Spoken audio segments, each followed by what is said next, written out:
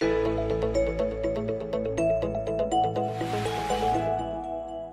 welcome back to our series on themes in the 3 weeks, and particularly in Yanei Avelut. I'm Ali Weber, my friend Rabbi Dr. Gidon Rothstein. We've talked in previous episodes about the need to learn lessons and to grow within the 3 weeks so that we can fix the Churban and see the rebuilding. And it's clear that in the 3 weeks the focus is on destruction.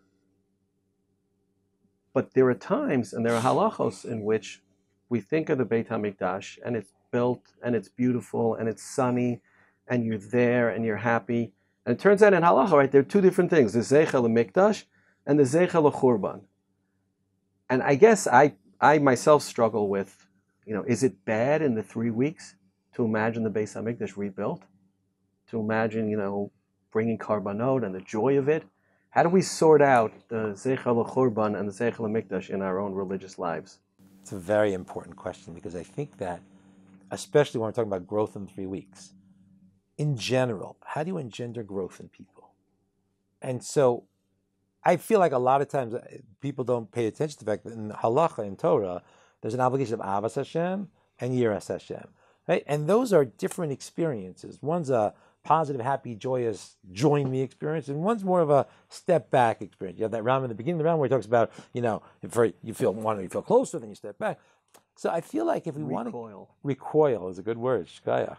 So I feel like if we want to get ourselves to a place where we'll change in the ways that change isn't easy. So we need to change to get a Beis HaMikdash. How do we get ourselves to change? So it's theoretically true. If you take somebody every day and say, listen, you're not where you need to be yet, you got to improve, you got to be better, and just do it over and over again, there might be some percentage of the population that will just keep working at it anyway. But that's not most of us. On the other hand, if you just tell people you're great and everything's wonderful and here's another way to be great, that's not going to get you to the kinds of difficult change that are sometimes needed. So during the 3 weeks, we're trying to remind ourselves of the harder side of the picture. And that needs a focus, because you won't get just like on Pesach, we're very focused on re-experiencing Geula because we want to have that full picture of it. So I do feel like there's an importance at some points to be completely focused one way or the other way. But in life in general, we have to have them both working there. Think about, a wedding where you put Zeicha LeChurban, right? You put ashes on the chassan's thing, and you want people to remember, right? And there are all these practices that we don't do anymore. There are practices that in Eretz Yisrael they do much more. For example, you leave a piece of your house unplastered. In America, not so much. But here's one I haven't ever seen done, but I think it's a beautiful idea to think about.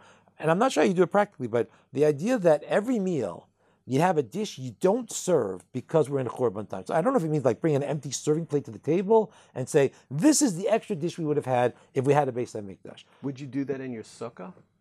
Would you do that in your sukkah? I would imagine doing it in the sukkah. Right, because the sukkah is not, it's a happy time. I agree, but I think that it's supposed to sort of be there. So how do you have times of joy in an unredeemed world? I think the answer is you have the times of joy, and there's a piece of it. And then there are times you have times of mourning. But if you said to me, in my time of mourning, would it be good for me to also remember what it once was and to sort of spark that hope I would get back to? I think that's valuable, because despair with just despair, I don't know if that's a great thing. I think it's important to have the despair of Tisha B'Av. I feel Tisha B'Av mourning is a time of despair.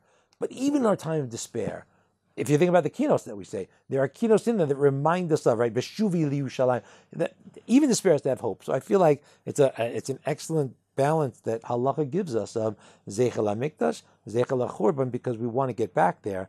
And both of those strategies, I feel like, are useful and important strategies to get us to maybe, God willing, do the changes that are needed as individuals and as communities and as a nation. It's funny because I said it like the Zeicha LeMikdash thing is so easy for me.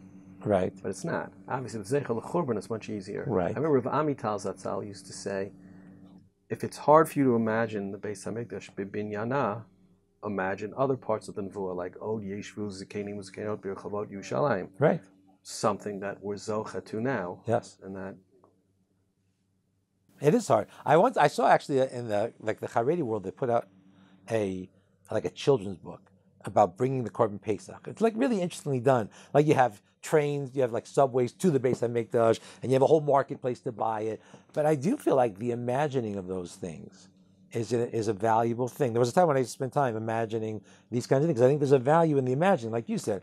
If we imagine it, that's the first step to actually making it happen.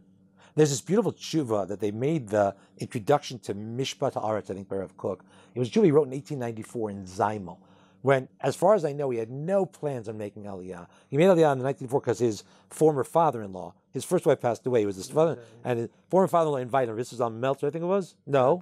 What? The Aderet, yes, sorry. The Aderet made him. So he has this shoot where he talks about starting to learn hilchos like Zroim, because he says the Torah has this quality that if you learn it, it wants to come alive. And he writes this before he ever, and so he starts, I'm going to start learning the halachos of Eretz Yisrael because it'll come alive. And then I think just it did for him. So the idea that we imagine things and we put ourselves in things because Torah wants to come alive. So we learn Hilchos Beis HaBechira during the 3 weeks? Is that? I think if somebody did, I think it would be I think it's a nice idea for sure. It's not a bad thing for sure. That would be great. It's funny because people naturally turn to Hilchos Avelut. So all of 3 weeks. I mean, the answer is we should spend more time on Hilchos Beis HaBechira. Although again, remember, it's a time of year where we're focused more on the lost than on the thing. Other times, Yom Beis HaBechira would be a good thing to learn too. Well, thanks for sharing ideas with me. Thanks for having me. I appreciate it. Hashkach.